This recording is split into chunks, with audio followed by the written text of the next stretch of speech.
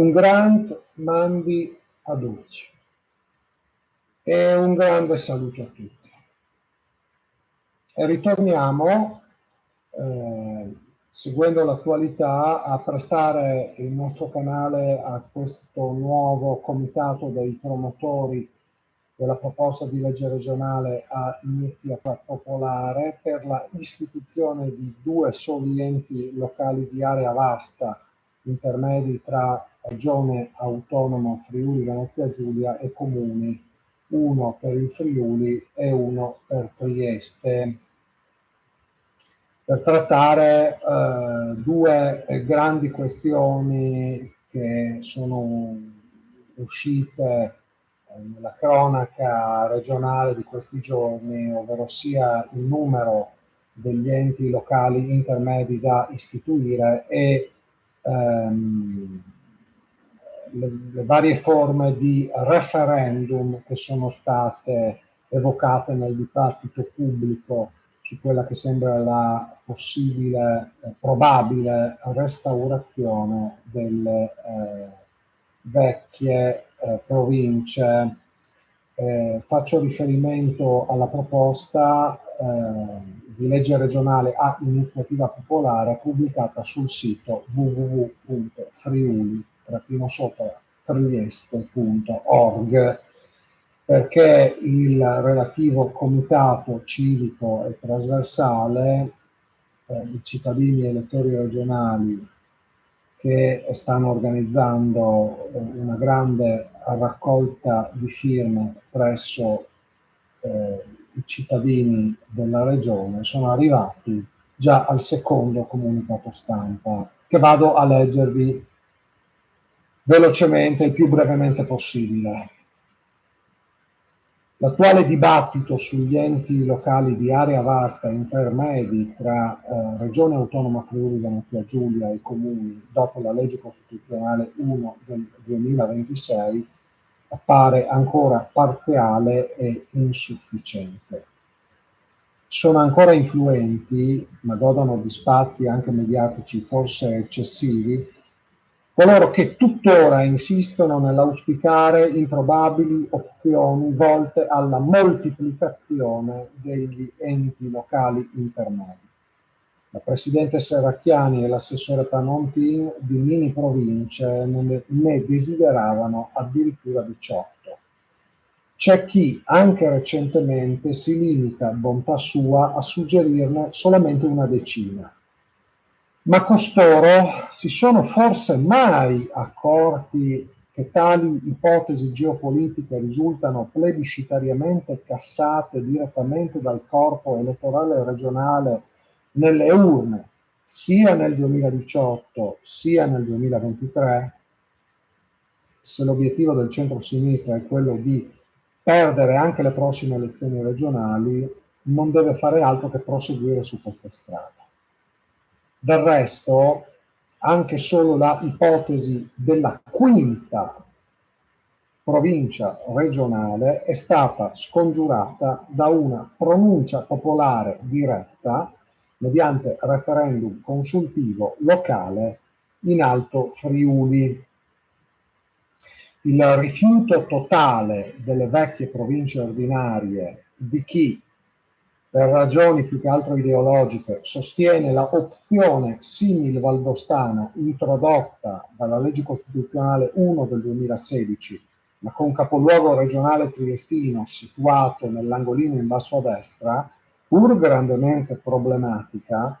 apparirebbe per certi versi quasi meno irragionevole rispetto a quelle prima citate. L'attuale polarizzazione del dibattito prevede spazio esclusivamente per il disegno di legge regionale a iniziativa giuntale, volto alla mera restaurazione del vecchio status quo, sulla base delle solite 4 vecchie province soppresse quasi una decina di anni fa. Della nostra proposta intermedia a iniziativa popolare, binaria, la quale tra tali due estremi, tra 0 e 4,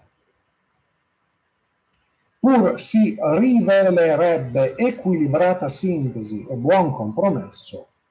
quasi nessuno parla, perlomeno allo stato attuale, anche se auspichiamo che il vento cambi prima possibile, sempre che il Consiglio regionale si degni di prendere atto del deposito di un disegno di legge connesso ma incompatibile rispetto al disegno di legge regionale 86 della Giunta regionale.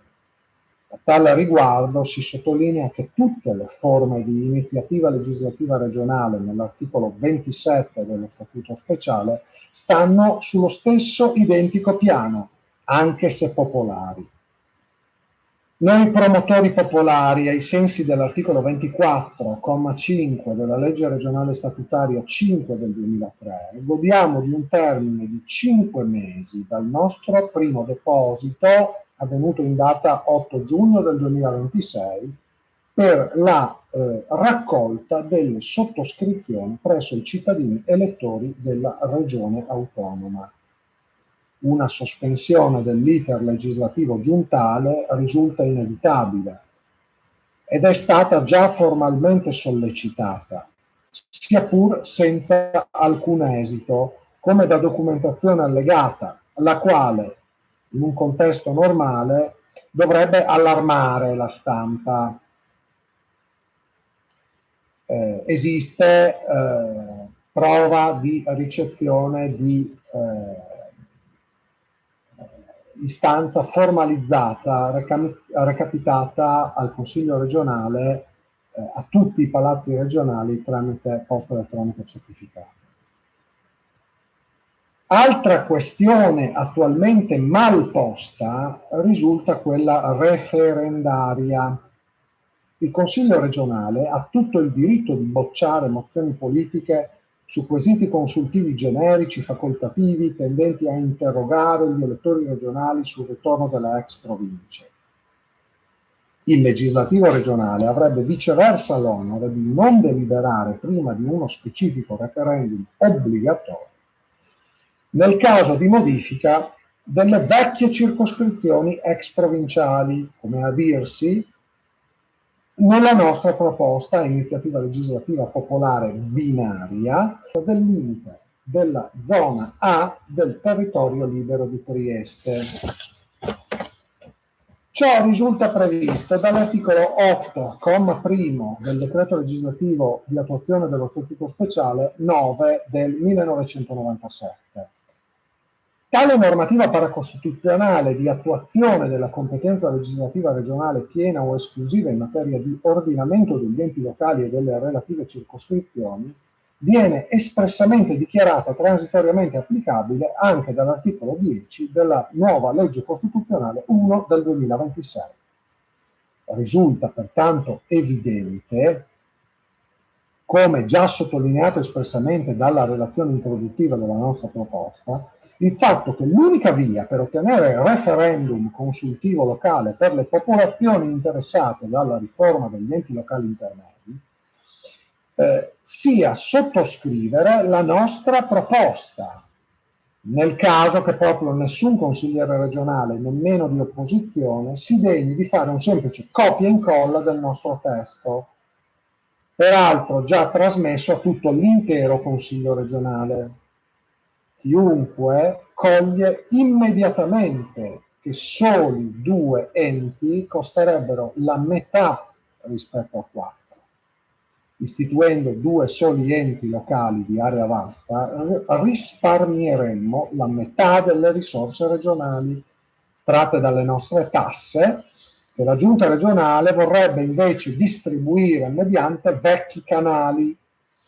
che hanno fatto il loro tempo, anche perché hanno finora impedito al Friuli di ritrovare quella sua unità geopolitica, istituzionale e amministrativa dall'Ivenza al Timavo, la quale sola potrebbe consentirgli, invece di estinguersi nel politicamente corretto e ferrigino senza nemmeno un trattino che esiste anzitutto nel prevalente statuto speciale,